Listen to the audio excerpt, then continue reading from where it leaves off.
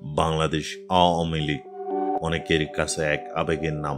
বাংলাদেশে প্রাচীন এবং বৃহত্তম এই দলের আজকের এই অবস্থা কেন জানেন? সাংগঠনিকভাবে উচ্চ পদে আসীন নেতারা তাদের অধস্তন নেতাদের যাচ্ছে তাই ভাবে ব্যবহার করেছেন, একেবারে ভাঙ্গা কুলার মতো শুধুমাত্র ছাই ফেলতেই কাজে লাগিয়েছেন। এই কর্মীরা না পেয়েছেন তাদের নেতাদের থেকে মূল্যায়ন, না পেয়েছে তাদের কোনো কর্মের মূল্যায়ন। তৃণমূল কর্মীদের থেকে এইসব নেতা এতটাই দূরে সরে গিয়েছিল যে সেটার দূরত্ব পৃথিবী থেকে সূর্যের দূরত্বেরও বেশি। একটা মিটিং করতে হবে, তখন কর্মীদের ডাক, এক প্যাকেট ডিম খিচুড়ি এর মজুরি। তৃণমূলের কর্মীদের যদি মতামতের গুরুত্ব থাকতো তাহলে হয়তো 2024-এর জুলাই আগস্টের মতো আন্দোলন আর চোখে দেখতে হতো না।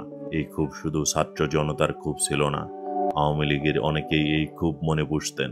আশা করি বর্তমানের এই অবস্থা দেখে ভবিষ্যতে তৃণমূল নিয়ে আলোচনার টেবিলে রাখবেন সর্বপ্রথম।